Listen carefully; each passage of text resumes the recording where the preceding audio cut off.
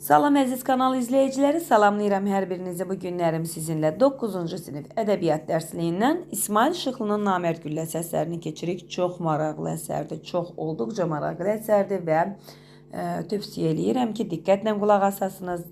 Əsəri oxuyub təhlil eləyəcək və kənarındakı sualları, təbii ki, mətn kənarı sualları cavablandıracaq. Və yadınıza saxlayın ki, İsmail Şıxlının ən böyük əsəri Dəli Kür əsəridir ki, və Dəli Kür əsəri ilə demək olar ki, Azərbaycan ədəbiyyatında möhürünü qoyubdur. Onu növbəti illərdə, qarşıdakı illərdə keçəcəksiniz. Amma bugün verilən əsər isə İsmail Şıxlının Namərd Gülləsi əsəridir ki, 9-cu sinifdə özünə yer alıbdır. Gəlin əsəri oxuyağın diqqətlə və deməli, kənarındakı sualları cavablandırağın. İlk sizdən xahişim olacaq ki, əvvəlcə sizdən bir xahiş eləyəcəm ki, kanala yeni gələn izləyicilərimiz kanala abunə olun ki, kanalı itirməyəsiniz və paylaşmağı, like etməyi də yaddan çıxartmayın. Təbii ki, video xoşunuza gələrsə. Niftalı Koxa atın örüşünü dəyişəndə bir istədi yəhərini yühərində alsın. Əvvəllərdə olduğu kimi arxın suyu ilə belinin tərini yusun, amma fikrini dəyişdi. Atı ilə yəhərli yühərini örüklədi. Həm də hörüyü biraz da yaxına, arxın alt tərəfinə çəkdi. Bilirdi, hava isti idi, at qan tər içində idi, amma əlacı yox idi. Deməli, baxın, söhbət kimdən gedir burada? Niftalı Koxadan gedir. Koxa kimə deyirlər? Kəndə, kəndxuda da deyə bilərsiniz buna. Kənddə yəni vəzifəsi olan bir insandır. Kəndçilərin üzərində durur. Yəni qayda, qanun hamısına nəzarət eləyir. Buna kəndxuda da demək olar. Niftalı Koxadır bu. Deməli, hansı fəsildən söhbət gedir? Baxın, deyəndə deyəcəksiniz ki, fəsil düşmür. Diqqətli oxumaq lazımdır ki, çünki mətnlər üzərində də, Azərbaycan dilində də mətn üzərində işləyirik və ona görə də diqqətli oxumaq lazımdır. Yadınızda qalsın ki, hər bir hekayəni, mətni oxuyanda mütləq diqqət eləyin. Hansı fəsildən söhbət gedir? Hava isti idi, hətta o dərəcədə isti idi ki, at qan tər içində idi. Deməli, at qan tər içindədirsə, o qədər istidirsə, deməli, hansı fəsildir bu? Təbii ki, yay fəslindədir. O əvvəllər atını hara gəldi hörüklər, örüşünü də tez dəyişərdi. Qoymazdı ki, tərləsin. Yəhərini də götürərdi ki, at nəfəsini dərsin. İstəyəndə otlasın, istəyəndə kişnəyib şahə qalxsın, istəyəndə mıxı qoparıb ilxıya cumsun. Şahə qalxmaq nə deməkdir? At iki ayağı üstündə deməli qalxır, dal ayaqları üstündə qalxır və qabaq ayaqlarını göyə qaldırır və başlayır kişnəməyə. Bu atın şahə qalxması deməkdir. Mıx bilirsiniz ki, mismardır. Bəzi bölgələrdə mıx, bəzi bölgələrdə mismar deyilir, yadınızda qalsın. İlxı isə nə deməkdir? İlxı, yəni at sürüsüdür. Bilməyənlər qeydlərini aparsın. Yəni qoyun sürüsü, mal-qara sürüsünə gəlib biz deməyəcək ki, deməli, ilxı. İlxıda yalnız atlar olur. İlxı at sürüsünə aiddir. Qaynar gözlü kəhərin işıldayan dərisinə, səyriyən sağrısına, qız teli kimi yumuşaq yalına baxmaqdan doymayan Niftalı çox vaxt atını yalmalayıb belinə qalxar, bir baş kürə sürüb çimizdirərdi. Çox vaxt da yalına yatıb o üzə adlayardı. O vaxt özünün də yalına yatıb o üzə adlayardı nə deməkdir? Yəni çayın, Kür çayının o üzünə keçərdi. Yalına yatıb, yəni daha sürətli sürəndə görürsünüz ki, biraz uzanırlar atın üstünə, boynuna doğru uzanırlar. Onu deyib, yalına yatıb, yəni atın boynunu qucaqlayır və sürətlə sürüb o üzə keçir də. O vaxtda özünün də atının da qorxusu, hürküsü yoxdur. Həm cavan idi, həm də həvəsi çox idi, həm də qorxusu yox idi, ehtiyatı yox idi, onu demək istəyir. Amma indi illah da köxalığa keçəndən sonra səksəkəli yaşayırdı. Köxalığa, yəni dedim, kəndxuda da deyə bilərsiniz buna, kəndə nəzarət eləyir, bir vəzifəsi var. Keçəndən sonra səksəkəli yaşayırdı. Baxın, sualları da cavablandırıb sonra keçəyin. Burada birinci sualda nə istəyir bizdən? Deyir ki, sizcə Niftalı Koxa atının rahatlığı qayğısına nə üçün qalmır? Çünki artıq yaşlanıb, əvvəlki kimi güclü və cəld deyil. əvvəlki kimi deyil, deyir o vaxt kimi, indi o vaxtki kimi deyil. Nə yazacaq ora? Çünki deməli artıq yaşlanıb, əvvəl kimi güclü və cəld deyil. O özünü də atında yormaq istəmir. Sonra ikinci suala baxırıq. Koxanın səksəkəli yaşamasının səbəbi nədir? Kənddə baş verən oğurluqlar, sonra naməlum adamlar deyəndə deməli qarşıda rastlaşacaq Niftalı Koxanın kömək elədiyi insan var ki, mürşid və mürşid kimiləri var. Eləcə də tək qalmaq qorxusu, onun bir atası olubdu, ölür və o tək yaşayır artıq və onun daima ehtiyatlı və narahat yaşamasına səbəb olurdu. Niyə görə əsasən də səbəb olurdu? İllah da koxalığa keçəndən sonra, yəni ona vəzifə veriləndən sonra o artıq istədiyi insanla, hər kəslə istədiyi kimi davrana bilmir də. Koxadır, istərsəməz onun vəzifəsi var, qayda qoyur, qanun qoyur. Bu qanuna, qaydaya qarşı çıxan insanlar da var. Və nə qədər də olmasa, yenə ona düşmən kəsilən insanlar olur. Ona görə də o səksəkəli yaşamasına səbəb olurdu. Əsasən də dedik ki, baş verən oğurluqlar olurdu, naməlum adamlar olurdu, mürşid kimi insanların olması idi. Eləcə də onun tək qalmaq qorxusu idi ki, bunlar daimi onun ehtiyatlı olmasına səbəb ola bilərdi. Davam eləyirik. O astaca addımlarla diktirə çıxdı. Diktir nədir? Yəni biraz hündür olan, hündür bir yerə çıxır. Arxın üstündən adlayıb ağacların kölgəsində dayandı. Gözünü üfüqlərə qədər uzanıb gedən taxıl zəmilərinə zillədi. Astaca meh əsirdi. Qara qılçıq sümbüllər xışıldayırdı.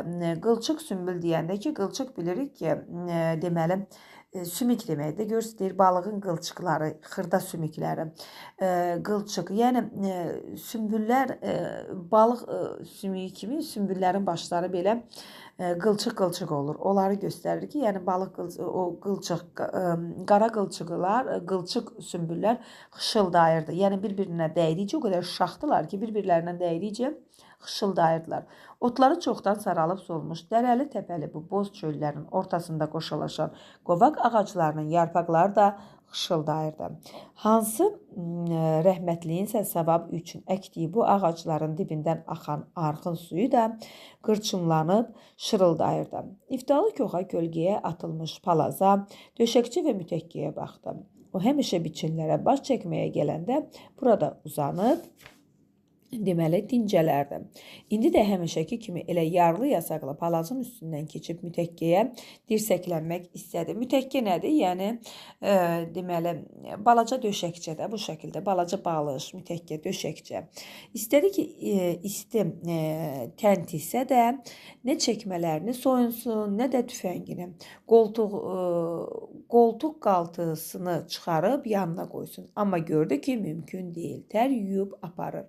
Deyir, nə qədər isti olsa da çəkmələrini soyunub, tüfəngini deməli istəmirdi ki, bunları çıxartsın. Amma gördü ki, mümkün deyil də, tər bunu yuyub aparır, bu çıxartmalıdır. Niyə çıxartmaq istəmir? Əslində ehtiyatla yaşamaq üçün. Baxaq indi burada suallar verir. Bu cümlələr təsəvvürünüzdə hansı mənzərəni canlandırdı? Bu cümlələr deyəndə təbii ki, burada olan bu cümlələrdən gedir ki, təsəvvürümüzdə hansı mənzərəni canlandırdı? Geniş peyzaj var burada. Peyzaj nədir? Təbiətin təsviri. Geniş peyzaj var. Təbiət təsviri verilibdir. Taxıl zəmiləri verilibdir və sakit kənd mənzərəsi var. Təbiəti sakit, İnsanı isə düşüncəli. İnsan burada, yəni Niftalı Koxanı da düşüncəli şəkildə görürük ki, təbiətə baxır və düşüncəli görsənir. Təbiəti sakit, insanı düşüncəli. Geniş peyzaj təsviri verilibdir. Daha sonra növbəti sual. Sizcə Niftalı Koxa həddindən artıq ehtiyatlı davranmır ki? Sual verir bizə ki, həddindən artıq ehtiyatlı davranmır ki? Xeyr, o həddindən artıq ehtiyatlı deyil burada. Yəni, xotkar olması onu ehtiyatlı olmağa məcbur edir. O məcburdur ehtiyatlı olmağa. Amma həddindən artıq da ehtiyatlı deyil. Ehtiyatlı olmağa onu məcbur edən nədir? Xotkar olması, yəni deməli bir vəzifəsinin olmasıdır. Növbəti oxuyuruq. Bir də deməli hansı fəsildən gedir söhbət? Yay fəslində baş veribdi hadisələr. Bir də kimdən qorxacaqdı? Kərəm yəqin ki bu saat Dilican tərəfdədir. Yayın istisində buralarda olmazdı. Gördünüz, yayın istisində buralarda olmazdı. Olsa da qorxusu yoxdur. Kərəm heç vaxt əli yanın adama güllə atmazdı. Bircə o gədədən ehtiyat edirdi. Kənddən qaçandan sonra buralarda kolda kosta dolaşırdı. Gədə dediyi adam təbii ki mürşüddür, yəni o mürşüddən ehtiyat edirdi. Kərəm isə oxuduqca görəcəksiniz ki, qarşıda onun uşaqlıq dostu olubdu. Və koxa keçəndən sonra onların yolları ayrılır. Tüfəngini ağaca söykədi, çəkmələrini soyundu, yaxası qaytaqlı köynəyinin düymələrini boşaltdı və palazının üstündə uzanıb mütəkkəyə dirsəkləndi.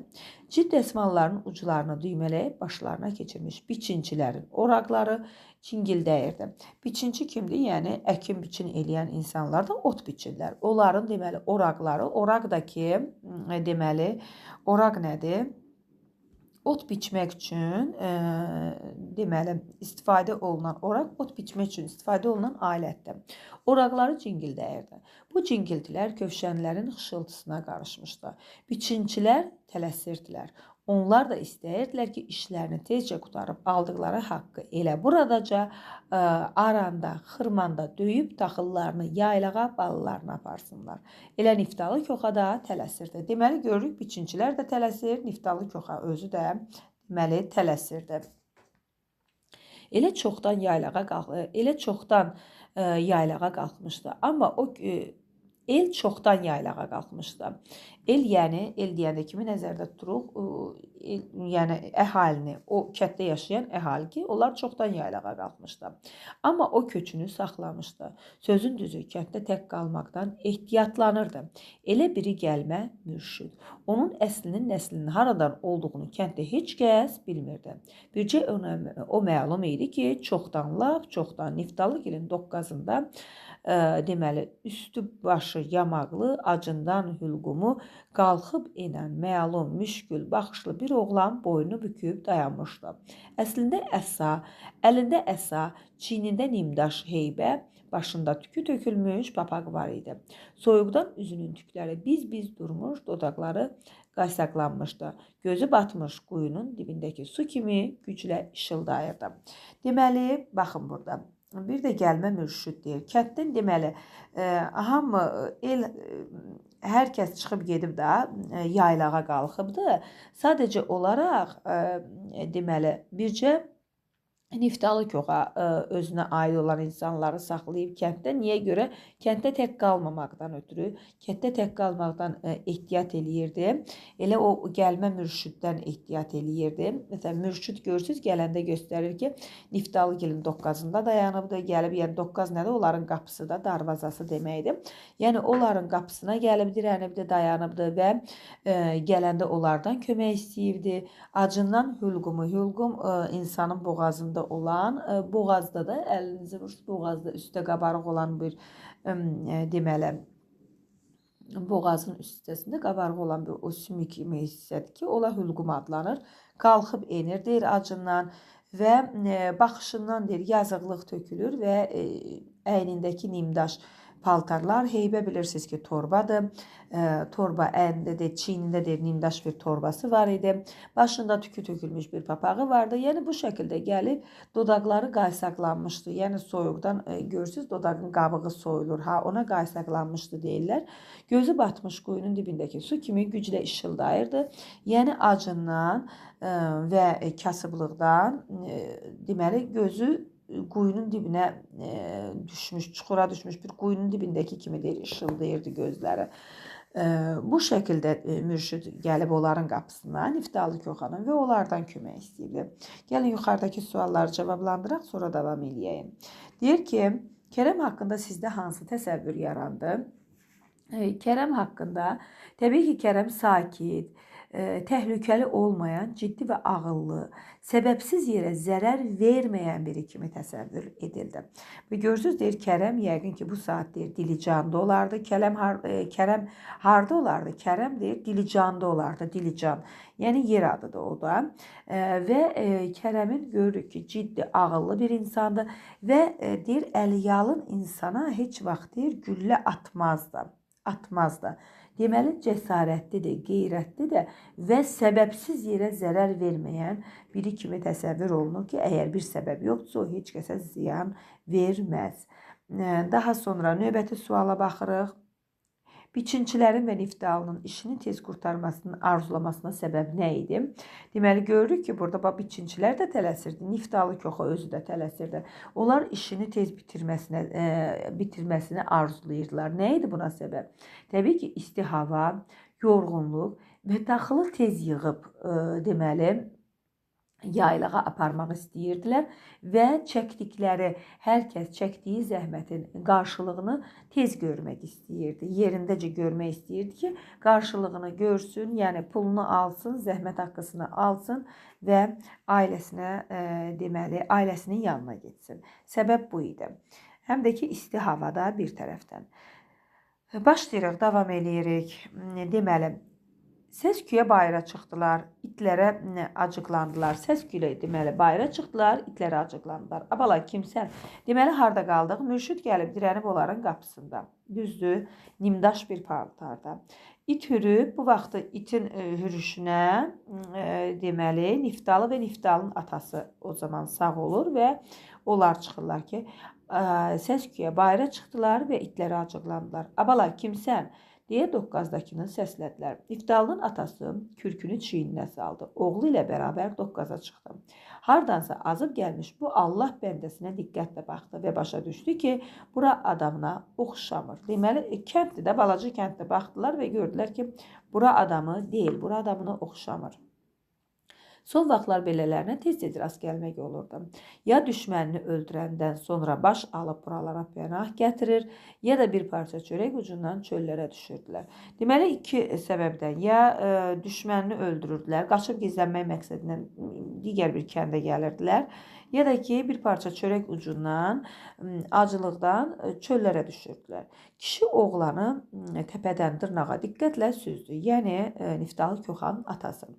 Və yox, bu adam öldürüb qaçana oxşamır deyə ürəyindən keçirdi. Yəqin başqa əmması var. Əslinə baxsan, kişinin oğlanın çuxuruna düşmüş gözlərindən xoşu gəlməmişdi. Çuxura düşmüş gözlərdən xoşu gəlməmişdi. Deməli, Niftalı Koxanın atası bu oğlanı diqqətlə süzür. Deyir ki, bu iki yol ola bilər də. Ya düşmənini öldürüb gələnlər, ya da ki, acından çölə bayıra düşən insanlardan. Amma baxır, deyir ki, yox, bu təpədən dırnağa bunu süzür və deyir ki, yox da bu adam öldürüb gələnə oxşamır. Yəqin ki, nəsə bir başqa səbəb var, amma oğlanın deyir, çuxura düşmüş gözlərindən də xoşu gəlməmişdi. Yəni, oğlan deyir, gözlər hər şey deyir, axı belə bir misalımız var da, onun o gözlərdən xoşu gəlməmişdi. Elə bil qərib bunu hiss etdi. Qışın girhagirində qapıdan geri qayıdacağını başa düşdü və səsinə yadıqlıq verdi. Deyir, qərib deyəndə təbii ki, mürşidi nəzərdə tutur. Deyir, qərib bu kişinin baxışlarını başa düşür ki, yəni bunu qəbul eləmək istəmir. Artıq yay qutarıb, qışın girhagiridir, yəni payız fəslidir, payız gəlir, qış gəlir və qapıdan geri qaytaracağını başa düşdü və səsinə yazıqlıq verdi. Yox, yəni burada payız fəslində yəqin ki, o gəlib də qışın girhagirindədir. Bunların qapısına payız fəslində gəlirdi. Qaçqınam, Aydaya, heç kimim yoxdur. Kişi oğlunun üzünə baxdı. Niftalı isə gözünü qaçqının yırtıq çarığından çıxmış barmağına zillədi. Buranı sənə kim nişan verib? Heç kim. Yolu əlimə alıb gəlmişəm. Qapınıza pənah gətirmişəm. Ata oğula baxdı, oğul da ataya. Adın nədir? Mürşid. Düzmü deyirdi? Allah bilir. Kağızı yox, şahidi yox. Gəlmə adam idi. Elə o gündən ona kənd arasında gəlmə mürşid dedilər. Əvvəlcə mala baxdı, sonra əkinə biçinə getdi. Niftalı ilə dostlaşıb bir qardaş oldular. Atası öləndən sonra Niftalı ona torpaq da verdi. Köməkləşib balaca bir daxma da tikdirdi. Mal-qaradan pay ayırıb bir at da bağışladı. Qohum qızlardan birini də alıb onu ev eşik elədi. Deməli, bunlar neyniyir? Qəbul eləyirlər bunu. Bu deyir ki, necə sığışır bunların evinə? Deyir ki, qaçqınam. Qaçqınam deyib sığışır və bunu qəbul eləyirlər də. Amma yenə kişinin ondan xoşu gəlmir, gözü də su içmir. Kişi ölənə qədər heç bir şey baş vermir. Kişi öləndən sonra deməli, bir kağızı yox idi. Niftalı deməli, əvvəl buna necə deyirlər, kənd içində gəlmə mürşid deyirlər. Çünki heç onun adının düzgün mürşid də olub olmadığı da bilinmir. Sonra deməli elə olur ki, bir müddət sonra onun atası ölür. Amma atası ölməmişdən əvvəl neynirdi? Mal-qarıya baxırdı, əkin biçinə gedirdi. Atası öləndən sonra Niftalının mürşidə deməli daxma da verir, mal-qara da verir, bir dənə at da bağışlayır, hətta qohumdan deyir, bir qız da alıb onu ev eşik deyir. Ev eşik deyir. Daha sonra gəlmə mürşid diribaş idi. Gəlin indi bu sualları da cavablandırıb sonra keçəyim. Burada nə deyir? Deyir, mürşidin gəlişinin təvrində diqqətinizi daha çox çəkən nə oldu? Mürşidin gəlişinin təvrində diqqətinizi daha çox çəkən deyir, nə oldu? Təbii ki, mürşidin tək, çarəsiz, köməksiz kəndə gəlməsi diqqət çəkir ki, o təkdir, çarəsizdir, köməksizdir. Və bu diqqət çəkir. Onun qaçqın olması ehtimalı var, amma dəqiq şəkildə qaçqındırmı onu bilmirik. Çünki onun sənədləri yoxdur və onun adının həqiqətən mürşid olduğunu sübut eləmək olmur. Yazıqlığı, onun yazıqlığı diqqət mərkəzində idi və onun yazıqlığı da oxucuda ona qarşı mərhəmət hissi yaradır. Diqqət çəkən budur ki, oxucuda onun yazıq görünməsi, oxucuda deməli, oxucuda ona qarşı mərhəmət hissi yaradır. Daha sonra belə bir sual var ki, gəlmə mürşidin kənddə möhkəmlənib qalmasına səbəb nə oldu?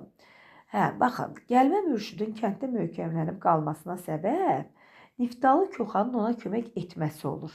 Əgər Niftalı Koxan o qədər kömək eləməsəydi, o kənddə qalmazdı. Qalmasına səbəb Niftalı Koxanın ona kömək etməsi olur. Ona torpaq verir, ev tikdirir, şərait yaradır, qohumdan bir qız alıb evləndirir. Bu da onun möhkəmlənib kənddə qalmasına səbəb olur. Yəni demək olar ki, ona hər şey verir də. Bir insana yaşamaq üçün nə lazımdır? Hər şey verir. İşi olur, atı olur, ev eşiyi olur, arvad da alır onun üçün. Yəni bütün ailəsi olandan sonra da neyinir? Hər şey var da. Gəlmə mürşid diribaş idi. Əlinə maya sayandan sonra Tiflisə, Gəncəyə aya qaçdı. Dolanışığı da yaxşılaşdı, özü də gümrahlaşdı. Deməli, hara Tiflisə, Gəncəyə başladı yol açmağa. Niftalı bir gün eşitdi ki, mürşid arvadını incidir. Həftələrlə evə gəlmir, şəhərlərdə kefdə damaqlarda, uşaqlarına baxmır. Ürəyi götürmədi, yanına çağırdı. 2-3 gün gözlədi, amma mürşiddən cavab çıxmadı. Bir gün yolda qabaqlaşdılar. Niyə görünmürsən? Nə olub? Görünməyin vacibdir. Baxın, bu indi Niftalı Koxanın cavabıdır. Görünməyin vacibdir deyən mürşiddir. Mürşid. Artıq belə loru dilindən desək, artıq qudurub da, yəni bunun əlinə pul gəlir, əlinə maya salıbdır, artıq arvad uşağı da saymır, özü üçün kefdə damaqda gün keçirdir. Və mürşid onu çağırır, heç gəlmirdi. Amma ona çörək verən kimdir? Mürşiddir. Deyir, nə olub? Görünməyin vacibdir ki, bəlkə bir sözüm var. Sənin mənə nə sözün ola bilər ki? Görürsünüz, artıq çörək verən insana deyir ki, sənin mənə nə sözün ola bilər ki? Nə yekə-yekə danışırsan? Danışmayanda susmayacağam ki. Görürsünüz, sözün əsl mənasında artıq bu mürşid neyniyib, qudurub deyir, danışmayanda susmayacağam ki. Atlar yüyəni gəmirib fınxırışdılar. Döş-döşə gəlib, yəni atlar artıq bir-birinə səs çıxarırdılar da. Döş-döşə gəlib dal ayaqları üstündə fırlandılar. Yolun tozu göyə qalxdı. Bunu atı idarə edən təbii ki, onun sahibləridir. Yəni sahiblərinin artıq hirsləndiyini deyir. Deyəsən gözün ayağının altını seçmir. Nə tez havalandın bala? Bunu deyən Niftalı Koxadır ki, nə tez havalandın balam? Artıq əsl danışma, sözünü de. Niftalı kişi hirsini zorla boğdu. Bir də eşitsəm ki, arvad uşağa əl qaldırırsan, özündən küs, bildin, qələt eləyərsən, keçmişini də yanına alarsan. Bu qələt eləyərsən, keçmişini də yanına alarsan deyən təbii ki, deməli mürşüddür. Gəlmə köpək oğlu, mənə cavab qaytarırsan, qamçını göydə şaqqıldatmağı ilə mürşüdün atının dırnağının dibinə düşməyi bir oldu. Yəni bir qamçı çəkdi ona və mürşüd atın üstündən yerə yıxıldı. Niftalı Koxa elə yəhərinin üstündə onu budarladı. At da sahibi kimi qəzəblənib onu tapdaladı. Koxanın hirsi soyumadı. Sıçrayıb yəhərdən düşdü. Toz torpaq içində qıvrılan gəlmənin yaxasından tutub yoldan kənara sürdü. Xəncər havada parıldadı. Qələt eləmişəm. Artıq deməli burada Niftalı Koxa hirslənir və xəncər deyir havada parıldadı. Və başladı xəncər havada parıldayır və başlayır deməli onu hədələməyə də vurmaq istəyir. Qələt eləmişəm, keçmişimdə ay Niftalı, məni öldürmə balalarım, yazıqdır.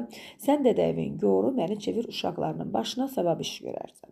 Koxanın qolu boşaldı, mürşüdün quyunun dibindən ışıldayan suya bənzər gözlərini nifrətlə baxdı və yaxasını buraxdı. De get, qurban ol evdəkilərə. Yəni qurban ol evdəkilərə, ailənə, uşağına çıx get deyib onu yola salır. Daha sonra burada baxın sual verib Niftalı ilə mürşüdün arasında münaqişənin yaranmasının əsl səbəbi nə idi?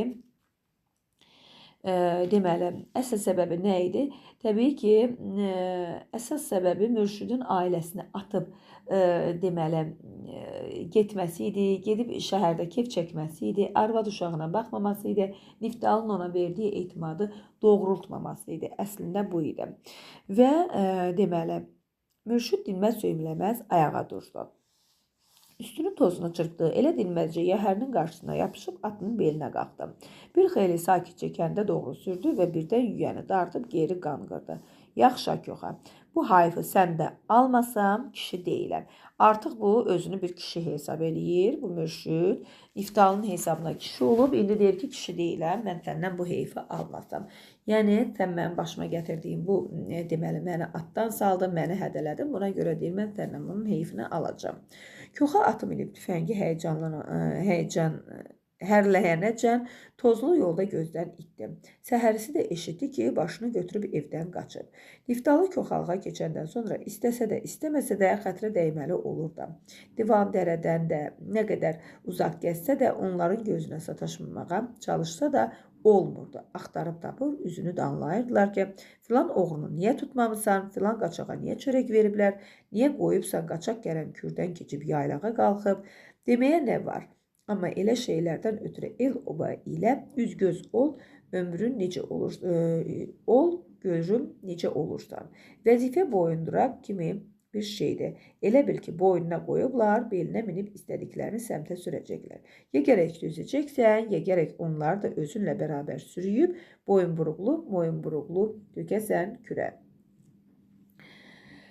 Deməli, burada nə sual verir bizə? Deyir ki, yəni bu vəzifəyə keçəndən sonra istədi-istəmədi, yəni onu tapırdılar, o divanxana da, yəni onun tabi olduğu yerdir ki, divan-dərədən onu arayırdılar, sözlərini deyirdilər ki, niyə oğrunu tutmamısan, niyə frankəsə çörək vermirsən, bunları bildirirdilər.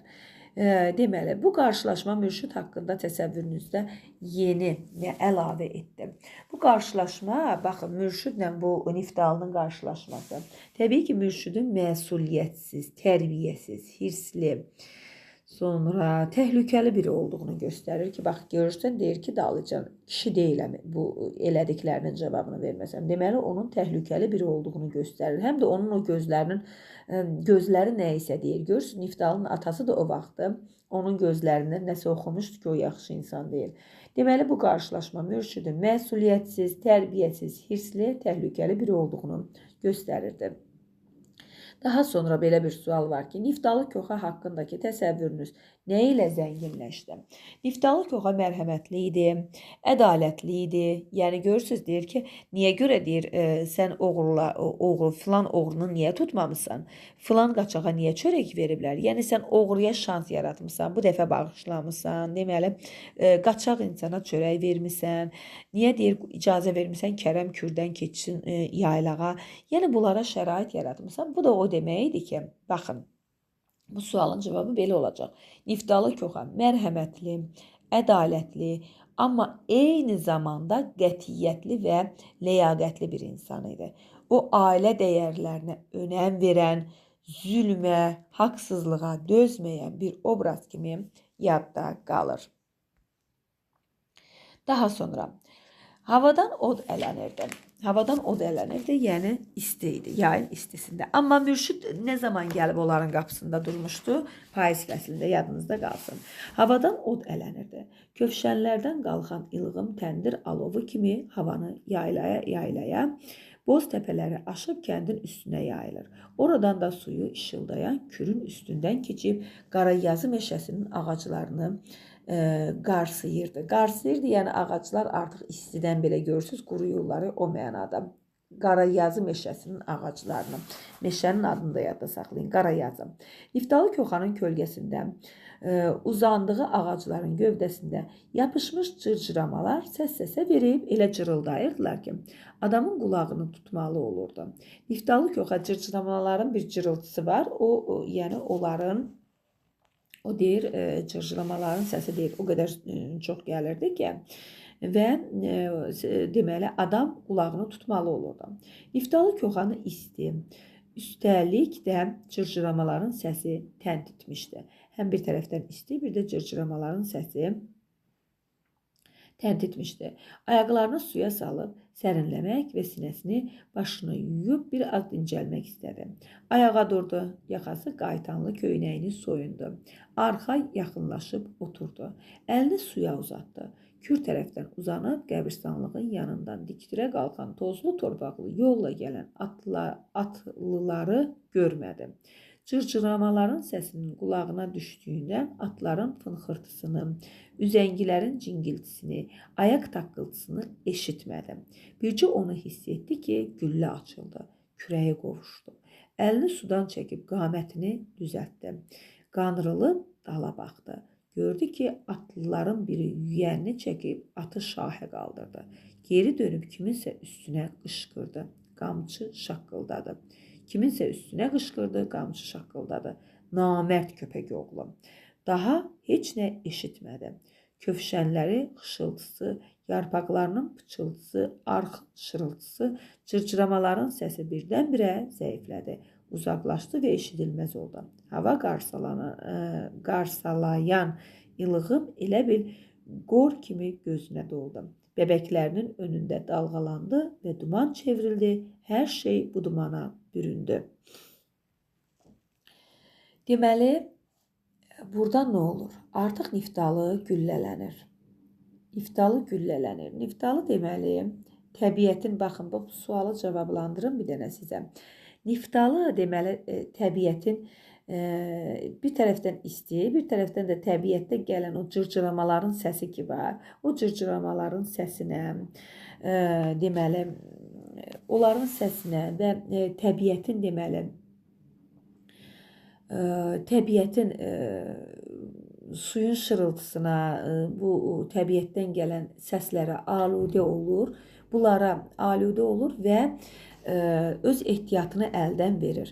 əlini başını deməli əlindəkiləri yerə qoyur, üstündəki silahını yerə qoyur və əlini soyunur, ayaqlarını suya sallayır və oturur da bir də sərinləmək istəyir və bu zamanda o qədər deməli cırcıramaların səsi onun qulağında yer alır ki, o gələn atlıları görmür. Yoldan gələn atlıları nə görmür, nə də onların səsini eşitmir. Və o atlıların içərisindən ona güllə açılır. Təbii ki, güllə açanda kim olur? Mürşid. Mürşid olur. Bu gəlmə mürşid olur ki, nankör, hər şeylə təmin eləyən Niftalı onu hər şeylə təmin eləyir və o gəlir Niftalını güllələyir. Və bu zaman deyir, Niftalı bir onu görür ki, o vuranı görmür, bir onu görür ki, bir at ayağını şahə qaldırıb, qamçı ilə şaqqıldatdı, vurdu və kiminsə üstünə qışqırdı ki, namərd köpəyoğlu. Bunu da namərd köpəyoğlu deyəndə digər bir atlı deyir. Yəni bu da yəqin ki, təbii ki, Kərəm olur. Kərəm də onun uşaqlıq dostu olur. Bu birinci hissəmiz. Burada vuruldu. Artıq deməli Niftalı Koxa burada vuruldu. Əsərin ikinci hissəsini isə növbəti videoda sizin üçün çəkəcəm. Yəni Niftalı Koxanın ehtiyatı əldən verməsinə səbəb nə olur? Havanın isti olması, şəlalənin səsi və səs-səsə verib cırıldayan deməli cırcıramaların səsi onu özünə aludə eləyir və o təbiətin səsinə deməli aludə olur və gəlir oturur suyun qırağında, üzəngilərinin cingiltisini, ayaq taqqıltılarının heç birini bu deməli cırcıramaların səsinə o qədər aludə olur ki, eşitmir. Ona görə də o ehtiyatı əldən verir və bu vaxtda da bu ehtiyatsızlığı üzündən gəlib onu nankör olan o namərd mürşid, gəlmə mürşid vurur.